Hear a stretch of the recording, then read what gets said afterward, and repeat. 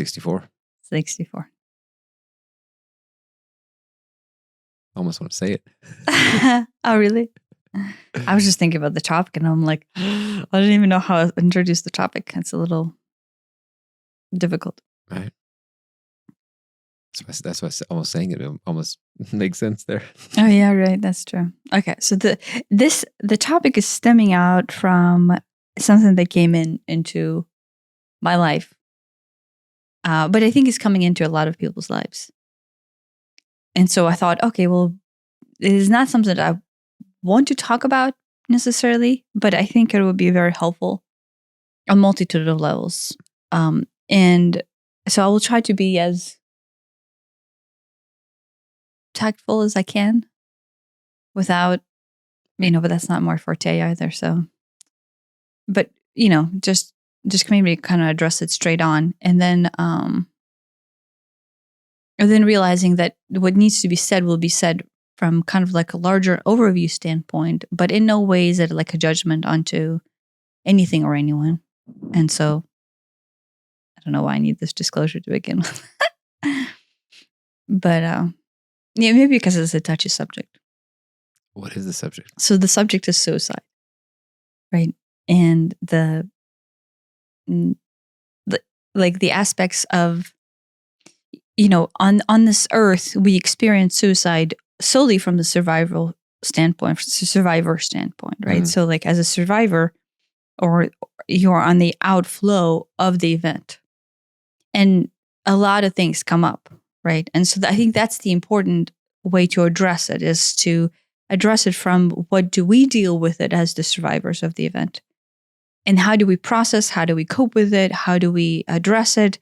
But at the same time, I do think it is important to set parameters around what suicide is from the standpoint of the individual choosing to do so, in order to understand the larger picture. Right. Do you know what I mean? Yeah. So it's not to negate like the details and the pain and everything that goes along with it, because obviously there's a lot. But to begin with, I think if we see it not through like a removed, unloving parameter, but through the parameter of the larger picture of what it means, then it's easier to understand. And thus, I think the trauma that flows out of the event is a lot easier to process and handle.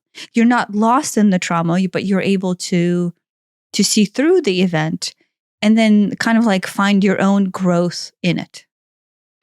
Right? Because that's the goal. As a survivor? As a survivor, Yeah. as a left behind. Yeah. Right. Okay. Do you know what I mean? So like Yeah. we're addressing both from like, what is the larger picture of it? But the reason I'm doing that is to allow the survivors who are still here on Earth in this form to maybe understand what the parameter is, and then be able to see it for what it's meant to be, as opposed to being paralyzed by the loss.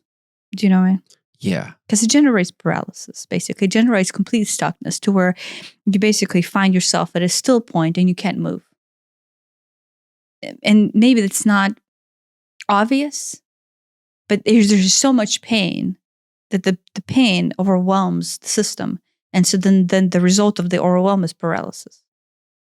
So maybe like, just healing through the process, both in with understanding of what it is, and then also with seeing this as your own opportunity to grow.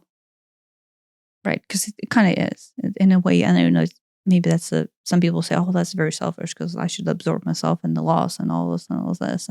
But no, it's there for growth. Yeah. I mean, everything is there for growth. The good and the bad is there for growth. And, if you look at the quote bad or unfortunate, or, the things in your life that,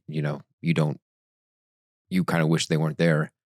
If you look at them through a lens of, well, what can I get out of this is maybe the wrong way to word it. What can I learn from this?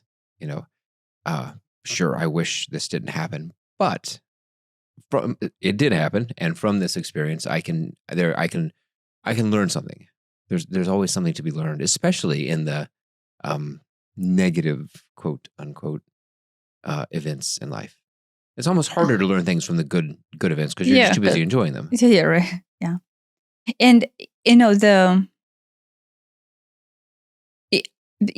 this is the discussion past the fact that you're dealing with grief, right? Like to begin with, there's the shock, and then there's the grief, and then there's like just really like shock kind of continues. Yeah.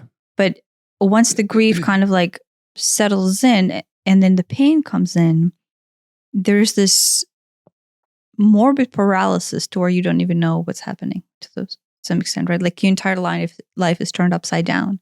And so now you're having to face something that is completely out of the blue. Did you know anybody who committed suicide personally? No. I don't know. I've known people who were on the edge of it. I mean, I have suicide thoughts myself, not like suicidal and then I'm going to go through with it. But I actually, maybe I'll clarify. It's not a suicidal thought. I see myself at the precipice of an exit point, right? And that's what it is. So maybe that's where we should start is, what is suicide? And so suicide is an exit point. You're presented with an exit point and you choose to take it, right? And in this case, you're with your own free will. Yeah. You're consciously deciding. This is your, whatever state your mind happens to be in at that point, you're faced with an exit point and you're like, yeah, this is a good idea. And let me do it, right? Now, we'll go into all the details of what the state of mind might be, but that's from the simple rudimentary standpoint without attaching any attachment to it. That's what it is. You're exercising it as exit point that you're at. I have been at exit point stages. I don't know if you have been, but like I have been at both physical places that I know if I cross this threshold is an exit point into whatever, right? Like in my case, the exit point through the threshold might be into something different, but it is an exit point. And then two, this thoughts of suicide result from a complete overwhelm of the system when you're unable to handle the new amount of truth that you're facing. Not all of a sudden, but like all of a sudden that you're allowing yourself to feel, right? The truth is kind of, our truth is always there, but the type of suicides that are happening and occurring right now, this is Earth 2024 fall, is from the overwhelm of the perceived reality that you are deciding to interpret. Yeah. And I use words deciding to interpret. The reality is always what it is. Your definition into interpretation of it is constantly changing because you're constantly deciding what is your truth in any one moment. But when you're faced with a lot of truth, with like too much truth, the system goes haywire and you just override. Right. Faced with truth. It's like coming to terms with it almost. Mm-hmm. Accepting what you don't want to accept.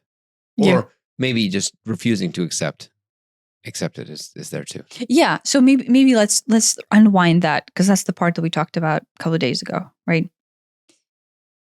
Right now, Earth, in its form of ascended energy, like ascended frequency of Earth that is changing, is starting to dissolve dissonant energy that cannot hold form, right? The dissonant energy has been allowed to exist, right? We have an episode on dissonance, to where yourself as an interpretation, because yourself is a structure of a whole bunch of beliefs, like a whole bunch of definitions about what you are, what your husband is to you, what your children are to you, how do you perceive yourself on a hierarchical scale of structure, just all kinds of random definitions that we don't even have the time realize that we address or do not address. And so when your form is forced to face or forced to upgrade energetically, right? Like go into higher frequency, everything that is dissonance has to be faced in order to be let go. Yeah, that's the process of ascension. Ascension, if you will, is to let go of those lower density things. Yeah.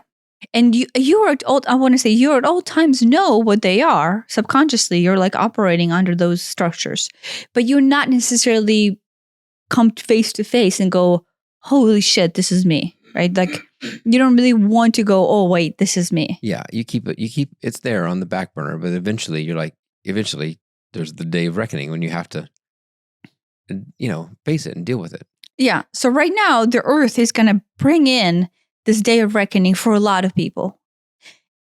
Now, I am not putting any judgment on it because everyone, quite literally, by the definition of them being an earthling for the last 200 or 300 years, has been under the structure of you live in dissonance, your form exists in dissonance, you're not in full awareness of your true self, and then thus all the dark corners of your being that you're choosing to allow to be there. And then you just kind of like, they kind of pop up and bring up and go, oh, that was a shitty ass thing that I did. Or like, oh, that wasn't so great. Or like, oh, I wish this wasn't so. But they're just kind of in the passing at all times. But we're not forced to face them. Right. I mean, I'm editing, I think, episode 60 right now. And we're talking about the all the bad things that, where we divide ourselves into the good half and the bad half. And we're like, oh, we pretend all the bad stuff doesn't exist. Yeah. Call that the shadow or whatever, if you will. Yeah. Yeah. It's that. And it's, you, by not integrating it, by not, becoming a whole person, you remain fractured. You're like, I'm good.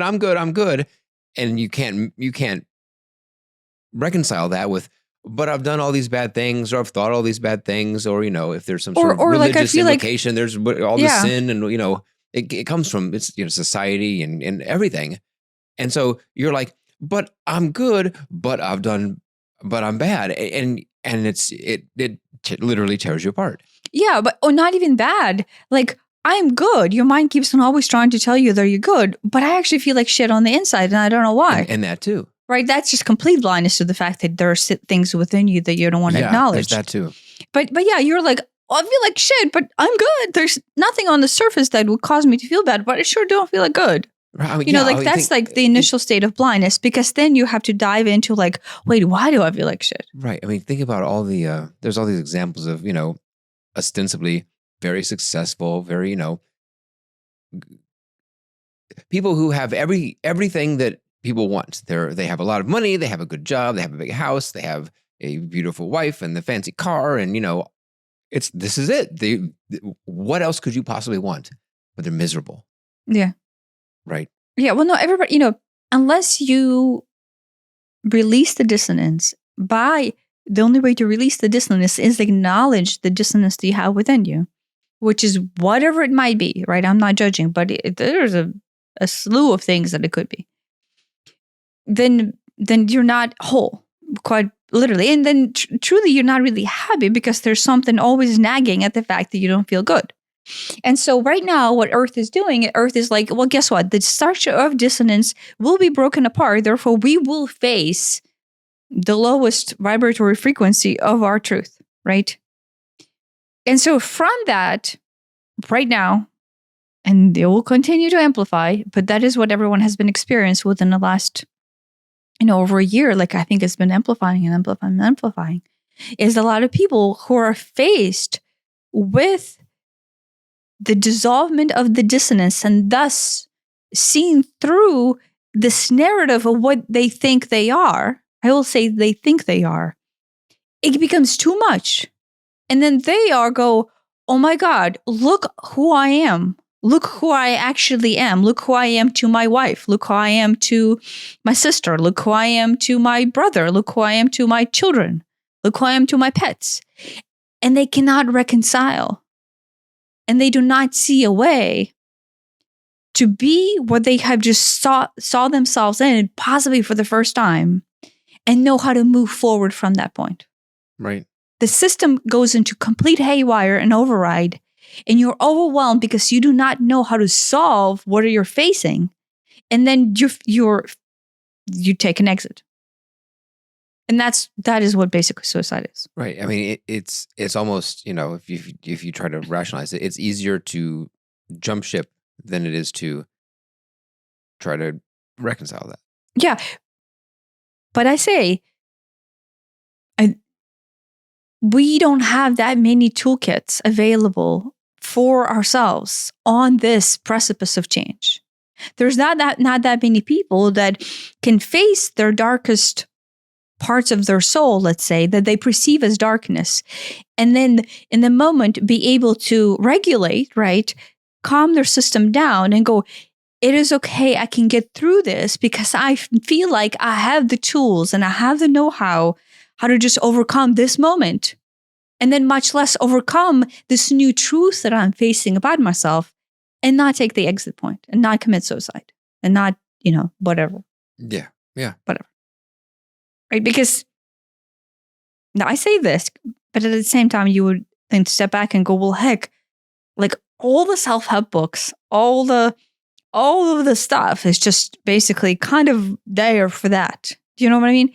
But the message is so convoluted and is so mixed up and is so lost in false narratives. Right. I mean, that you feel hopeless. Yeah. So this whole self-help industry is its own. There's a topic for a. But for a we've whole had episode. that topic. We have already. I mean, there's a lot of good stuff there. There's a lot of stuff there that's not terribly useful, and I think there's a lot of stuff there that's dangerous. 5 Love Languages comes to mind as an example of that one. But yeah, I mean, resources are out there, but it's probably a little hard to find. Hard to find the good stuff, the helpful stuff. That said, if you're on the brink of suicide, anything that gets you off that ledge is a good starting point. Yeah, I mean, if you're bringing up suicide and you're listening to this, being the helplines, just call. Because most of the time, it's just a matter of talking to someone and getting a perspective on the current overwhelm that you feel, right? Like, just do that. It doesn't even matter if you think this person is qualified. It's just really a matter of reaching out and shifting your perspective just by a little bit. That person is not going to have all the answers. That person is not going to solve everything that you will have to go through to process in order to actualize and unfracture your being into wholeness. But I want to say, one, that is completely doable. I mean, you and I have been on this path for forever, and we're still suck ass at it. But it's getting easier and easier and easier, even though sometimes there are really dark days, right? And so just regulating in a sense of like, reach out to the suicide hotline and just talk to a human being who's there to help, who's there to listen, who's there just to shift your perspective from the current moment. Because the overwhelm is the current moment. I heard of, there was this guy, and I'm trying to remember who it was, if it was a negotiator or what, but he wanted to get into negotiation, like, hostage negotiation or whatever. And the, it's captain or whoever it was like, yeah, if you want to do that, that's cool, but you have to go spend a week doing suicide hotlines. That's kind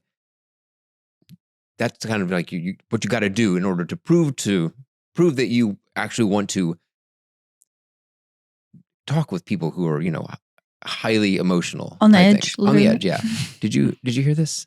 No, I think. That doesn't sound familiar? I think this is the book that you read, right? Maybe it was Chris Voss. It could have been him. Didn't you read a book about some like CIA or FBI agent? I think it was Chris Voss. Oh, okay. I don't remember where that went, other than I think.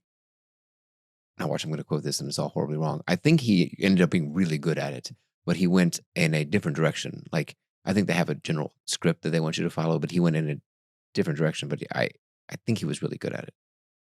I don't have a point to this. I thought maybe you remembered and there was a point, so maybe I'll just cut this all out. Well, no, I mean, I think if you're keeping this in, but in general, when you're facing any situation, whether it's a suicide situation or a hostage situation, right? The person is on the edge. Mm-hmm. And then honestly, the hostage situation is they're on the edge because the chances are they actually want to kill themselves, but they just want to have a whole hoopla about it. Sometimes, but not always, Oh, really? Yeah. I think, I mean, one of the things that I took away, I don't know if this was explicit or not, was, these people just want to be heard. No, they want to talk to someone. They want to be heard. And it's like, nobody's listening to me. Well, maybe if I, hold up a bank full of people with guns, then someone will listen to me. Then people will take me seriously. You don't think then they're I on have suicide? people's attention. I don't know. No, that's the last straw. Yeah, That's the last straw. The last straw is because chances are, if you called up hostages, you will be shot, and they're okay with it. It's like so they have already faced either shot or jail. There's very rarely does that. You don't get the plane. Nobody gets the plane to Mexico. That's not a thing. Yeah, no. All of suicide to some extent, if it's a suicide from the standpoint of cry of help, where the person is actually not wanting to commit suicide, but it's just a cry of help. That it's the same thing. It doesn't matter if you go through with it or not. But all it is I feel completely overwhelmed. I'm facing something that I'm having a hard time dealing with right now. And I just need someone to understand me, right? Now, I say this realizing that if we're talking about this from the standpoint of the survivors, that's the guilt that then comes in. I didn't see it coming. I was not there. I wasn't there. I didn't listen. If only I'd listened. If only I'd noticed, seen the signs. If only. Yes. Yeah. And that's the paralysis, right? That's the paralysis from the survivor Sure. standpoint, is because we take on the guilt of not being there for that person to whatever. Now, but I do want to point out is everyone is quite literally on their own journey. Like we're all on our own personalized journey. We have groups of people around us. We have family, we have kids, we have cats, we have dogs, we have coworkers, whatever. But the journey of the soul of awakening. I like the order of those. Cats and dogs are both coworkers. Well, of course. I mean, that's my order. Although, wait, you are my coworker. Your family first, though. Do I love you, though?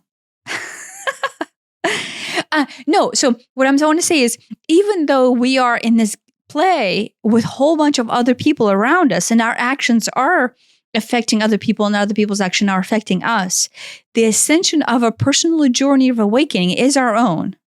So you cannot blame yourself for somebody else's choice into an exit, because deep down you do not know where demons they are or they're not facing inside and what set of tools they have to deal with that the process of awakening. Right. And I want to also add on to that is we have, and this is what the warp of time is.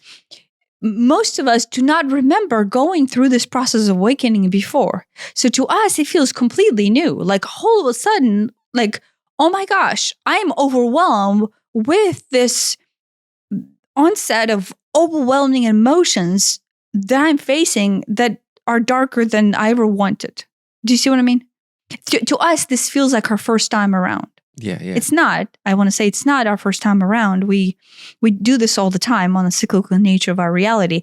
But right now, it feels like this is our first time. Like, oh my gosh, I don't have a toolkit for this. Like 200 or 300 years ago, we have just been chugging along of burying our crab deep down in some hole of abyss, pretending like it exists. But all of a sudden, when it comes to the surface, we're confused and overwhelmed. Right? Because the darkness within us, let's say the dark night of the soul or the trauma, or all of the pain body nuances that from the childhood concretified them as our beliefs, and then thus the definition of us, all of a sudden are coming to the surface, and we have to face that definition for the first time. Right? With me, I will bring this as an example. Every time, or most of the time that we have done mushrooms, that is what I face. I face like some sort of like, holy shit, here's this unpleasant version of myself. And I'm literally nauseous when it comes up. Yeah.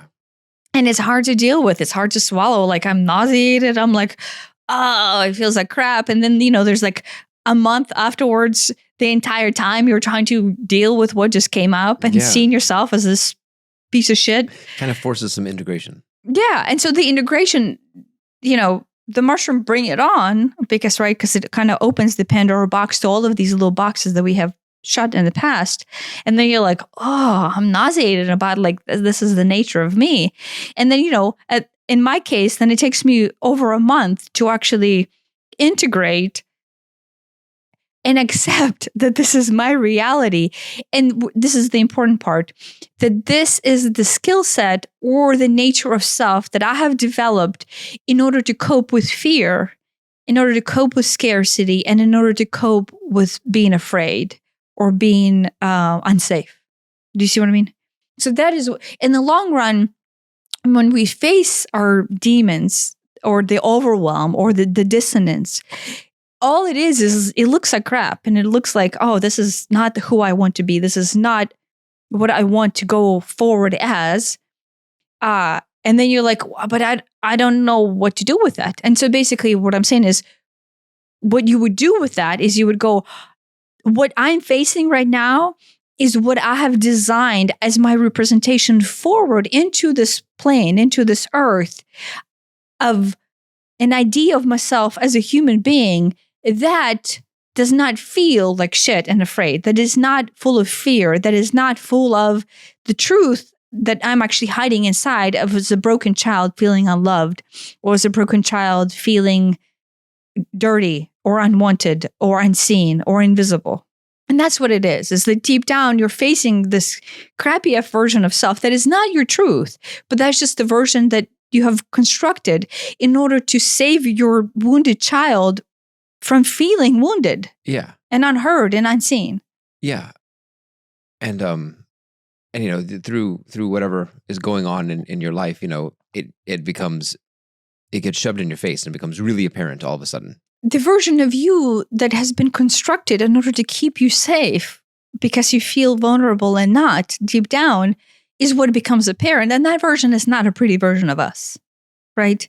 Anytime we say something that is totally shitty, anytime we hit anyone or call them a name, yell at the kids or snap the dog or whatever. Snap the dog. Or slap the dog. Yeah. You know, I don't know. Slap with the foot, so kick the dog. I don't know. Right? Like anytime I get at the cats for peeing everywhere, right? What is that? That is the child within me who feels. Well, what they do something that triggers you. Well, yeah, I was going to say triggers you, but really, they do something and you trigger yourself based on this, based on your own unprocessed pain body. Yeah, and then you react to it without awareness to it. Yeah, but if we see ourselves from just the reactory nature of our reality, like, oh look, I do this and I do this and I do this and I do that, we look like shit. Yeah. If we just look at ourselves every time we react, and we go, wait, is this even a person I want to be? Or would I ever want to be with this person? You would say no. That's the thing, is that our reactions are the worst parts of ourselves.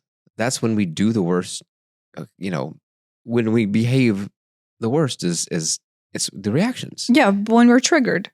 It goes back to Bruce Lipton's thing about, you know, if you're conscious in the prefrontal cortex of your brain, and you're, you know, that's when you are running the show, and you get to decide, I'm going to do this, I'm going to do that, I'm going to whatever. You're in control of your life. But when you're not, whether that's from exhaustion or from disease or from stress, most likely it's stress, yeah, or overwhelm. Of the current what you're facing, right? Then that kind of shuts off and you go into that autopilot mode, which is just run by, you know, all your programming, which is all from your childhood, and you react. It's just all reaction. Yeah. And the reactions are usually not great. Nobody, you know, it's not, you know, just think about, you know, someone cuts you off in traffic. If you're not present enough to go, okay, well, does it really matter? You know, maybe they're in a hurry. Maybe it doesn't even matter. But the snap reaction is, you know, screw this guy. I'm gonna tailgate him. I'm gonna go now. I got to get around him to cut him off. And now I got to. Yeah. We knew somebody who went crazy in traffic yesterday. Oh no, I meant like knew somebody who, like, they had all kinds of crazy story about them going crazy with road rage. There's just one person though. I've heard. Have you heard multiple stories? Well, it was just from somebody a long time ago. Okay. Yeah, right. And so, but but that person is not even the person that we like. If we step back, we don't even like that person. Right. No, yeah. Nobody gets home after a road rage thing, and, you know, once they've cooled off or the next day or something, go, you know, being angry about that guy cutting me off really made me feel good. Nobody does that. Yeah. It's either, either you bury it and pretend that it didn't happen, or you're like, oh, this the whole thing is just unpleasant. Yeah. No, so from the standpoint of like facing who you are, there's you face yourself as the person who you don't want to be, and that's like a person who you define yourself as not nice, right? There's option one. And then the option two of other people who commit suicide is you see yourself as the victim, right? You see either as an empire or you see yourself as a victim, and you feel powerless to do anything in your life past this moment in order to make the change outside of being a victim, right? So from that larger standpoint, if you just raise above and see suicide for what it is, you're stuck in the triangulation of the empire, the victim, and the resistance. And you feel hopeless to leave that space. Do you see what I mean? Like you quite literally take on the definition of like, I don't see myself as anything other than this, and I'm stuck. Right. Because that, this came out of me, this, unpleasant behavior, whatever, it came out of me, therefore it lives in me. Therefore it's I. Therefore it's me. Yeah. And same thing on the other end. If those who commit suicide because they feel victim and they're like, I have nowhere to go. Like I cannot, I don't have nowhere to go. There's no one out there who will defend me. There was no one there who will help me. You just feel hopeless about being able to climb out of the victim mindset. That's the other. But I want to point out all of those scenarios is you're just stuck in this triangulation of the victim, empire, and the resistance. Yeah. And you're just not even seeing past the fact that this is a growth opportunity where honestly, you are at the point of precipice. Right. Which is the sad part to me is that what they're facing right now is literally a potentiality of complete dissolvement of that narrative. Right. It could go where it's an exit point, or it could go where it's a rebirth. Yes, it's rebirth into something really quite beautiful. Yeah. Well, you would let go. You would let go of that helplessness that you would feel both as a bad guy or as a good guy, both as an empire or as a victim. Mm-hmm. And you would go, oh, look, I'm facing dissolvement of a narrative, of dissonance. I'm dissolving a dissonant structure that has been dragging me down, has been defining my parameters, has been basically blocking my borders, right? Yeah. And you were unable to live because of this structure, and you're literally facing the dissolvement of the structure. Yeah, I mean, you become aware of it. Yeah, yeah. And so if you make it past that point, so this is from the those who are considering suicide, it is a beautiful moment if you can make past that point. Just realize like, oh my gosh, I'm just facing the depth of the depth, and this is probably the lowest of the low.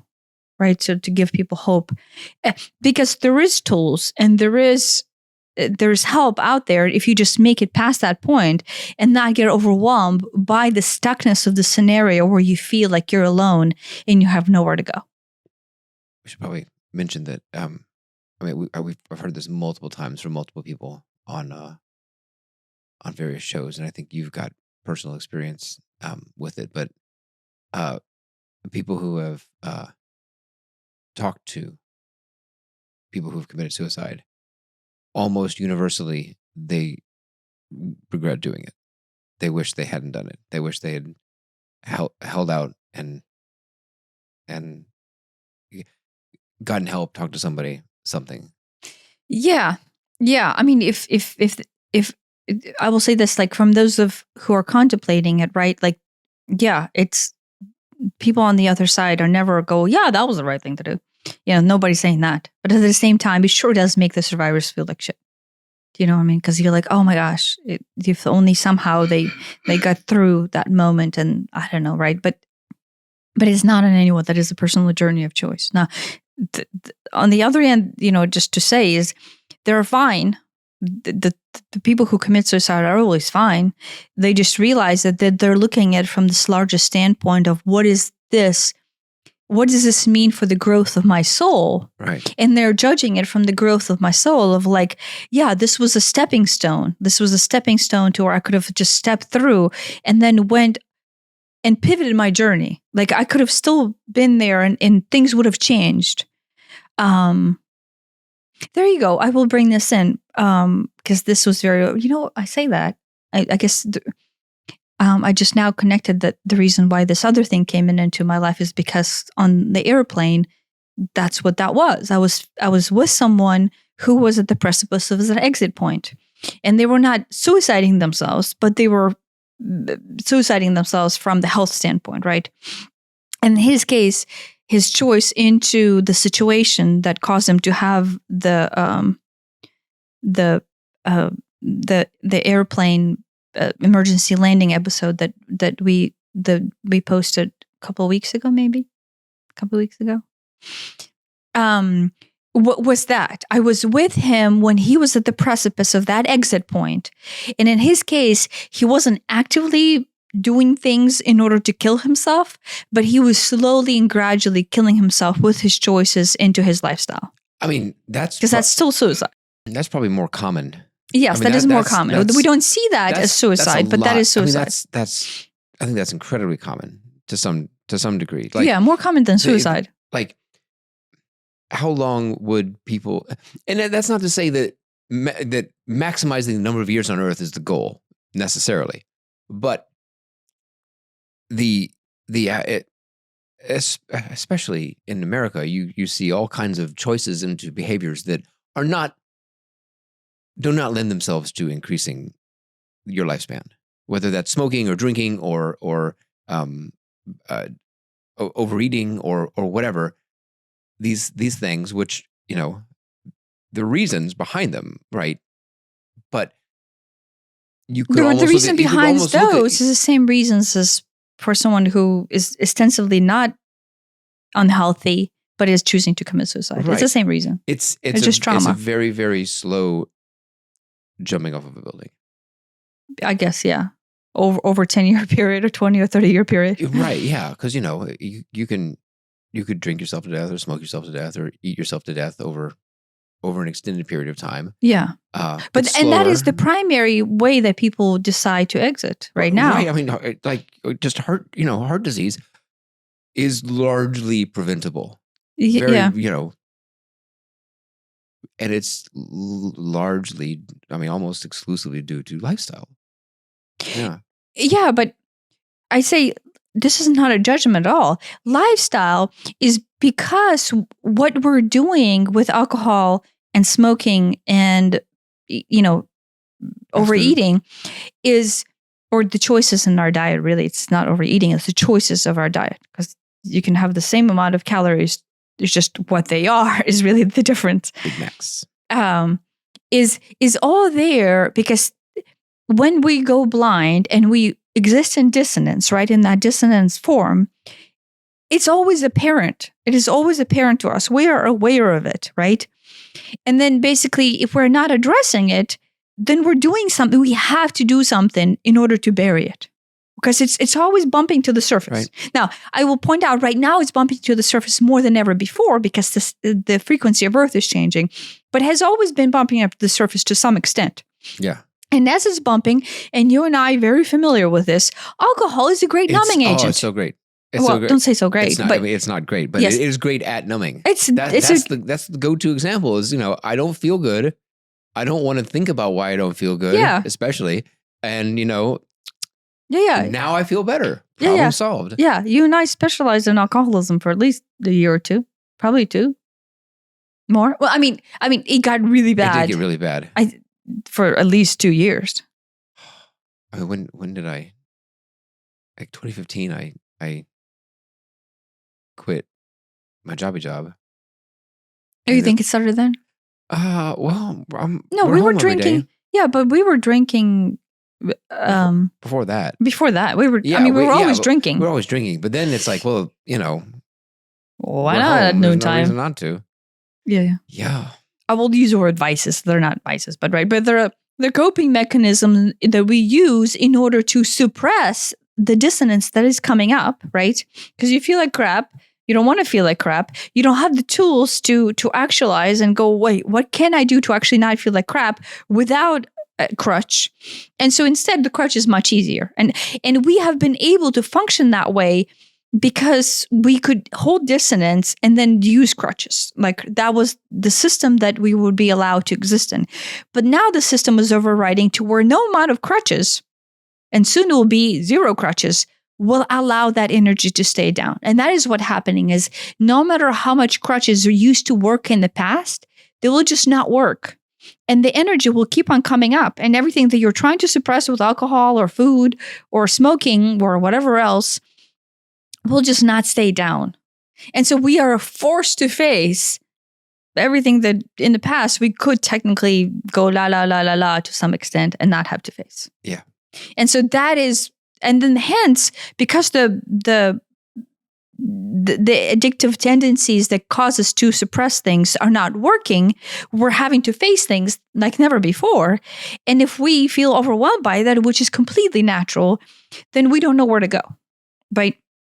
And then, but facing them is literally the best thing you can do. Like just facing the paralysis, facing the pain, facing the grief, facing the fear, allows you to see who you really are.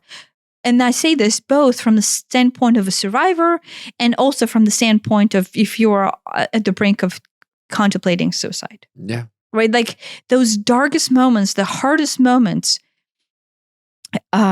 is when the most growth happens. Yeah. And if you just weather through it and reach out or, heck, listen to this podcast, you just realize that there is hope. Right. And I have, to say this, maybe I will say this from the etheric standpoint. Wait, did I talk about this on the airplane episode or not? That when I tuned into the higher resonance of the human who was at the precipice of the exit point, right? When the entire plane was flipping out and everybody was flipping out around me and there was just panic and fear and, from all kinds of ways, it was complete calmness on his deeper soul self. Like his deeper soul self was in complete calm state of being. And he was basically standing there deciding if he was going to exit or if he was going to basically flip the narrative of his life and then basically allow the narrative of falsehood to die and then ascend into the next phase of his life. Did I say this? I think, you told me. I don't remember if you said it on. Okay. So I'm saying this right now. So when I, from the etheric standpoint, I can tune into somebody who is already dead or who is contemplating death right now. And in his case, going through what everybody thought was a heart attack, but it wasn't, right? But he was right there on the precipice of his personal condition of choosing death, because he was on the medical condition was like either he could die or he could weather through it on the airplane and survive, right? And he was deciding that. He was deciding, do I want to die? And it's a very peaceful and calm and composed state of experience.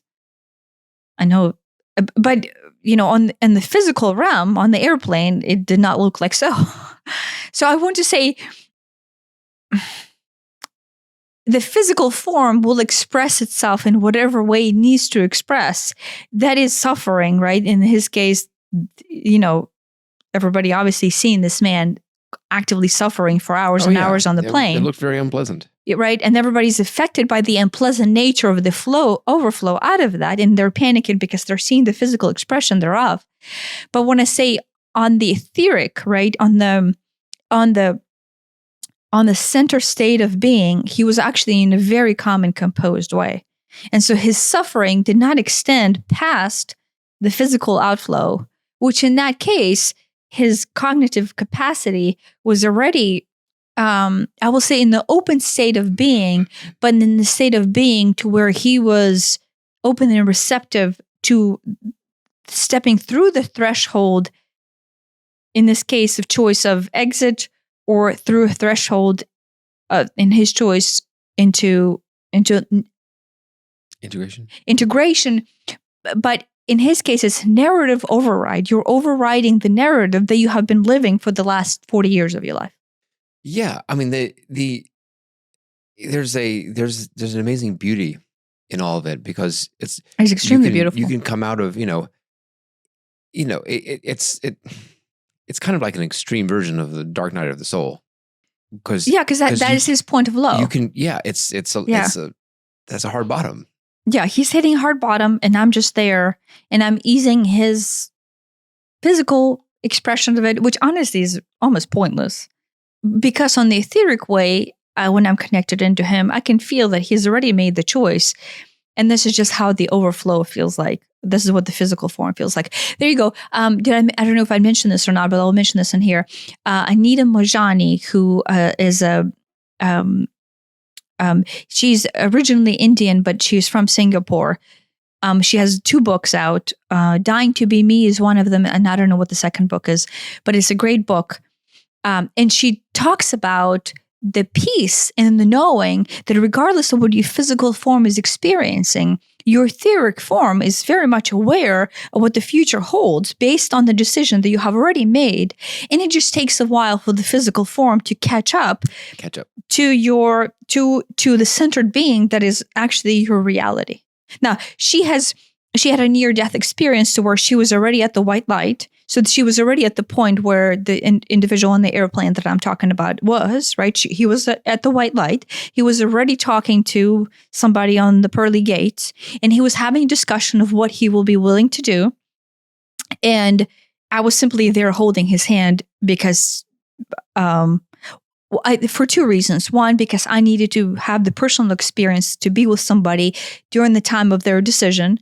And then 2, I think because in the long run, I see where the earth is going. And so I'm very good at giving people hope into the progression of why it's worth to weather through this, even though it might be uncomfortable, in order to actually fulfill their larger goal of ascension, right? Because your larger goal is to know thyself. Like Jesus said, the whole point of this is to know thyself. And part of knowing thyself is knowing all parts of self, which, are dark parts. Yeah. The narrative is the dark part that we have held. And so, that was the role that I played. But at the same time, the physical form, we're so married to the physical form, but the physical form is just there playing catch up at all times. You talk about, knowing all parts, the dark part. And I know we've beat this to death, but yes, everybody has the dark parts, the shadow parts, and everybody thinks, oh, this is so horrible. If only I could get rid of this. If only I could pretend this doesn't exist. If only I could bury this. But accepting that is in you without the judgment of, oh, this is bad. Just going, well, this is part of me. I get angry when the cats pee on the curtains, and whatever. That's fine. Yeah, that's fine. Fine. Yeah, it is what it is, and it's not good, bad, right, wrong. That's just part of you, and if you can just accept that, then that allows you the ability to then use the higher part of you, whether that's your prefrontal cortex or whether that's your higher self or whatever, to go, I accept that. And now I'm going to actively choose to behave differently in different circumstances. Yeah. Yes, I have a tendency to overreact when the cats pee on the curtains, but they peed on the curtains. I'm going to take it. Is one coming? Speaking of the pee on the curtains is coming. Oh my God. That's not the pee. That's the people on the carpet. And behave differently, react differently, not react. Choose to act differently. You coming up? There you go. Yeah. Showcase the pooping and the peeing. Yeah. No. Yes. It's acceptance of your of the dissonance, acceptance of your narrative that you use in order to cope with the deeper trauma or the deeper pain or deeper triggers within you dissolves the dissonance. It dissolves the narrative. Yeah. Just acceptance of it.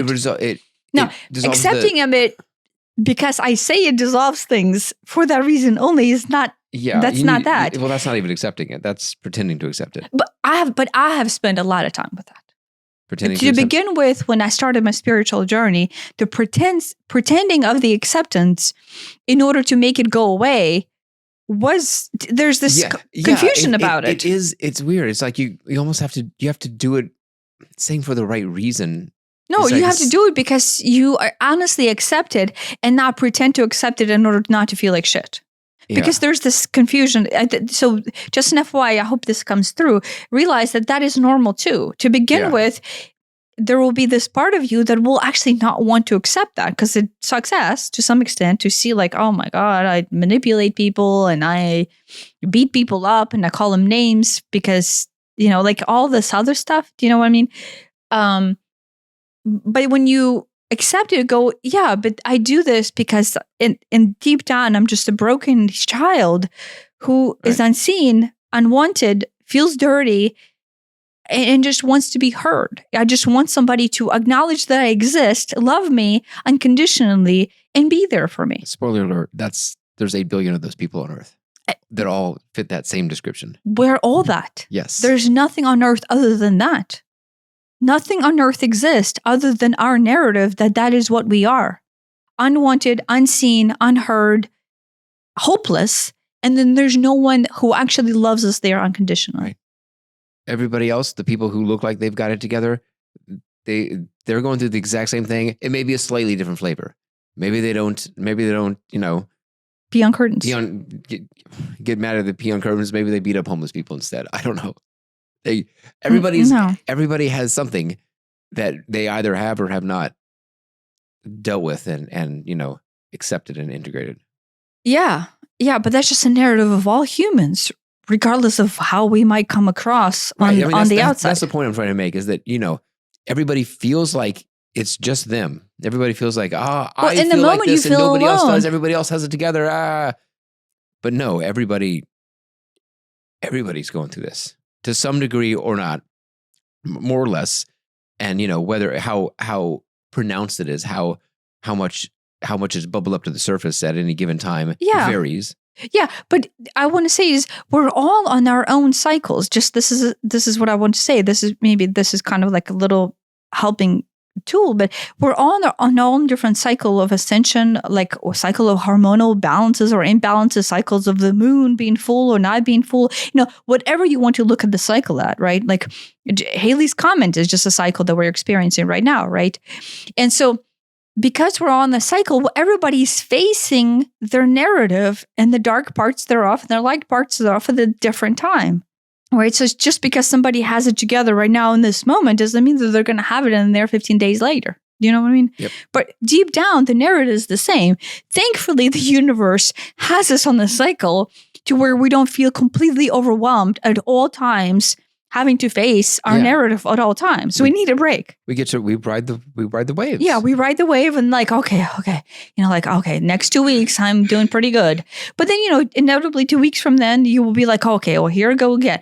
But each one of those here I go again is a point of growth and it's a point of integration. And it's a point of, you might feel like shit, but guess what? 2 days from now, 3 days from now, you'll be like, oh, look, I have integrated this little version of myself. Now I have accepted the fact that I get angry at cats, and I have accepted the fact that I don't know, kick dogs or whatever. I love our examples. But, with me, like last night, I was so cranky and then I came back and sure enough, I just washed the curtain and there's pee on it again. I'm like, I don't want to have pee on the curtains. Right. I wanted to close the door, but she was underneath the bed, so we didn't have an option. Yeah, right. I mean, just how diabolical it is that they can literally pee up the curtain. I don't understand. There's some magnificent skill sets there, but that's besides the point. So so that's what I want to say. I know we have talked about it from like those who are contemplating suicide, but I want to say that also extends into I think everybody, even who are not suicide prone or who are not even riding the precipice of suicide and who are even on the survival end of things, is that is just the nature of reality and that is just what the nature of life is. And we all face these little microcosm of disasters. And we all face them at our own time. Right. And so if you just see through the survival standpoint of that is what the person is going through, and they just chose to go, it's too much because it is a lot. right? Because you feel overwhelmed. Not only do you feel, through morphic resonance, that, back to bringing in Rupert Drake's theory, is that we're all going through this based on the resonance of Earth, right? Because we are citizens of Earth, and hence we're kind of like doing this growth in a very cumulative way. One person ascension sparks other people's ascension. That's the thing. It does. Either directly or indirectly, whether it's more resonance, whether it's inspiration, you're inspired by someone's, story of how they were at their wits' end, but, managed to turn it around and make it something beautiful. Or you get triggered by another person. If you get triggered by enough people in your life, you get inspired to go, wait, I don't want to live the rest of my life being triggered by everybody else's bullshit. Yeah. You just see through that. Yeah. And that is within itself a morphic resonance of inspiration. What do you do with the triggers of other people? You feel like they're harping on you, or you feel like, oh, look at you, they're blaming you for something again. Or like, oh, look, you're the bad guy. Or look, I'm not the bad guy, you're the bad guy. And that's just the narrative. So sooner or later, when you're just stuck in this triangulation of a narrative, you're like, what can I do to ascend past this narrative? Because one, it's bullshit. And two, it feels like crap. And three is like, is this really what life is about? Right. And you have to reach the point where you realize that this is how you feel. You realize it, because on autopilot, I say this having spent most of my years on autopilot. Yeah, me too. You don't even realize, it's almost like second nature. It's like, it's all reactionary, and there's no yes. Thought about it. It's not purposeful. You're not aware of it. Yeah. But, I keep on talking to Aiden about this. And I keep on repeating this, and I also repeat this on the podcast, but I will repeat this again, and maybe you can make a snippet out of this one, is if you're ever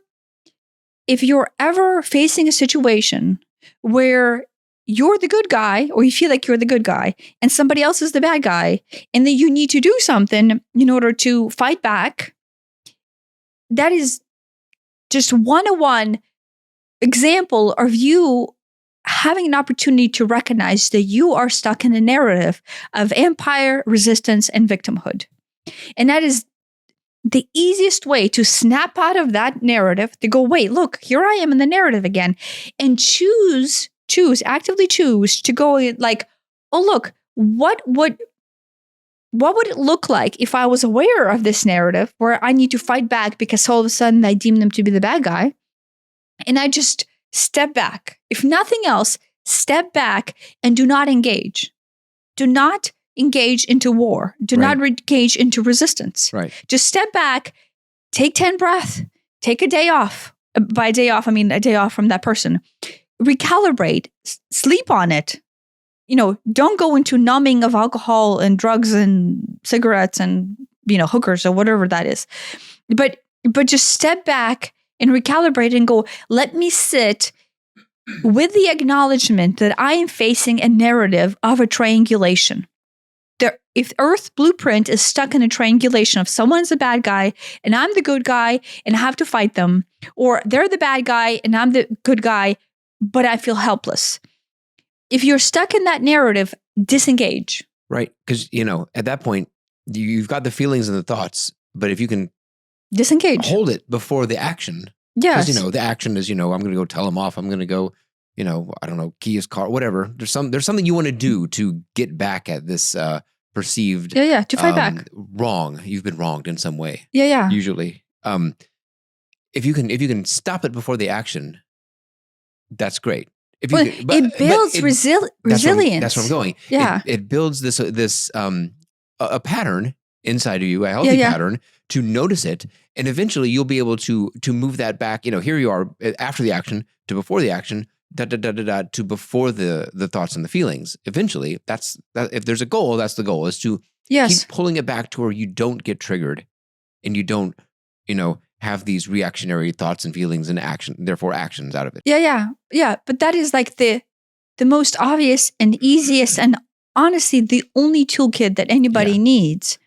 Because think about it. What you're doing in this situation is you have given away your power over your thoughts, your feelings, and your actions to Bill at the office, because every time Bill comes in, he drinks all the coffee and he doesn't refill it. Oh my gosh, he's so whatever it is, you have given away your power to the broken child within you, who's lost and confused and feels unseen and unwanted. Okay, that's probably a better way to word it. You're back there. You're back there. But either way, that is okay to acknowledge. Look, yes. I feel broken. Instead of me feeling like Bill is the bad guy and I need to exterminate Bill or key his car or whatever the heck the version is, step in of where you actually feel the pain. Yeah. And you feel the pain deeper and deeper and deeper. And each time you do not engage and you disengage and you realize, look, I'm in the narrative. And if the narrative is this is being hit, this is being striked much lower than this triangulation of scenario. And deep down, I feel this is much bigger than Bill, right? To realize I'm being triggered at the core of my dissonance, at the core of the being where I am unwanted and I'm dirty and I'm unloved. And it has nothing to do with Bill. The Bill is just a projection of that child being triggered right now. And give that child love. Give yourself love. Yeah. Yeah. Like, step back and give yourself love. Go hug a tree. Go hug yourself. Don't go hug hookers. Well, I mean, it might be helpful actually. Just to go give yourself pure love. Just the essence of love going, if I offered myself unconditional love in this moment by going, you know what, the small child, it's really easy. I think there's a lot of meditations that do this. I don't think I have ever recorded meditation.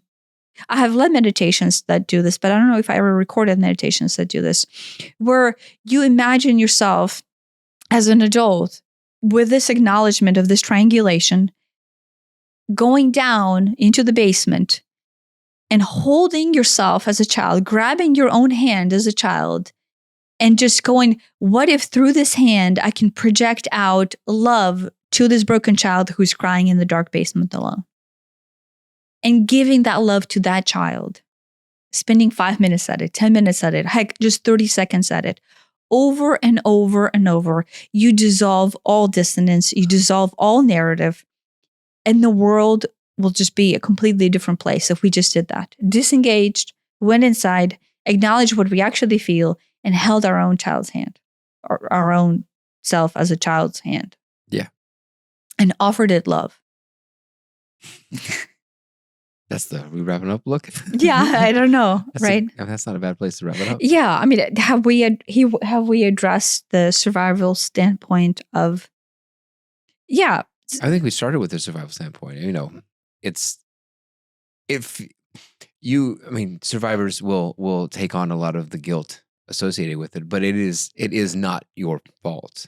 It's like, it's so easy to fall into if only I had talked to them, if only I had returned their phone call, if only I had da-da-da-da-da-da. But this was their choice. Yes. And they're fine on the other end. They're fine. And everybody on this end has an opportunity to do what we just talked. Right. To see themselves like, look, it's either I am trying to design a narrative where I am the empire, and that did not help this victim. I see myself as the bad guy. The paralysis comes out of, I see myself as the bad guy because I did not help this person who decided to commit suicide. And you're in a narrative. You're in the triangulation of you deeming yourself as an empire. So you're facing your demons of, I'm the bad guy who didn't do the right thing. Because they're obviously the victim here. Because they're the victim, because they're dead. And I didn't do the right thing. So you're back there in the narrative. Yeah. Disengage, step back, realize that you don't need to be in the narrative. What can you get out of the situation? What love can you offer yourself deep down, and start digging at the broken child within you and what this is actually spiking, as opposed to what narrative you're building within to this paralysis. Yeah. Right. And then if you're on the victim end of things, like you feel like the victim, like this person has left me, this person is the bad guy. Look, because you feel both at the same time. You will feel both at the same time. You will be the bad guy who didn't do the right thing, which is a sticky situation to be, because there's not that many situations on earth where you feel this narrative from both standpoints at the same time. And you feel guilty feeling like a victim, right? Or because in the long run, well, obviously they're the victim because they're the dead ones. Yeah, it's very conflicting, I imagine. Yeah, so there's a lot of guilt. There's a lot of guilt on all kinds of things. But again, regardless of if one day, today you're feeling like the victim and tomorrow you feel like the bad guy who did not help them, all of it is a narrative. Once again, you are in the narrative of triangulation between the empire, the victim, and then the resistance. And the only thing you need to do is recognize the fact that once again, I'm building a narrative of untruth, and you need to step back and offer yourself love and hopefully just recognize that once again, I'm beating myself up over something that is not truth. I'm not the victim, nor am I the bad guy. And this is simply a situation that I can ascend myself. And this is an opportunity that I can use to once again let go of the narrative of the victim, resistance, and the empire, release it all, and then go down into the basement and hold my hand as a broken little child who doesn't know what to do. And feels unloved and feels hopeless and feels like I don't know how to go on from here and feels like I don't know what the world looks like because all of a sudden I feel completely overwhelmed. And I did not see this coming and this is out of the blue and it feels like shit and I feel overwhelmed. And that's it. It's once again a broken child within who feels overwhelmed and scared. And if you feel like the bad guy, you're like, oh my gosh, how can I go on living with myself? Because look how terrible of a human being that I am. Because literally, here's the person who probably had 1,000 cries for help, and I didn't do the right thing. I did not see it. I'm the bad guy. Again, it's a narrative. It's a narrative where you see yourself as a broken child who's bad, who's unloved. How can anybody love me? Because look how bad and broken I am. And I don't know how to go on from here. But guess what? The story is the same. You're deeming yourself bad here. You're deeming yourself hopeless here. But in the long run, deep down inside, you're a broken child who's stuck in the dark, alone, unwanted, and feels hopeless and unsafe and stuck. Yeah. And the only thing you need to do is just to offer that child love. I mean, that's the trigger. What am I looking for? If you can set some sort of beacon to alert yourself whenever you want to blame someone, whether that's or someone yourself. else or yourself. Yeah. There's the big clue that you're in the triangle of the Bermuda Triangle of Doom between victim, empire, and resistance. All narrative of false, of dissonance will be dissolved on earth. Like I'm literally taking this all the way up. If we just all the time have the toolkit, it's just the easiest toolkit in the world to start see everything that we do through this triangulation. Yeah. And if we behave out of that triangulation, if we propagate action out of that triangulation, if we just vibrate the fact that this triangulation is even true, we are densifying ourselves into dissonance. And we will not experience the full birth of our own being as long as we're there. And it's so magical. Like we don't need anything other than just knowing that this triangulation exists, being able to pause and go, wait, am I propagating the idea of this triangulation? Am I seeing the world through this triangulation? Is recognize that you hold the power to disengage and behave out of love. And if in the moment it's hard to behave out of love, which it is, then just disengage. Yeah. At the very least, don't offer yourself love. Don't behave out of something other than love. Yes, just disengage. Yeah. Take a day or two, take a couple of minutes, offer yourself love, and then choose out of that awareness how to behave forward. Yeah. Yeah. I think that's it. Wraps it up. Yeah. Thanks for listening. Thanks for listening.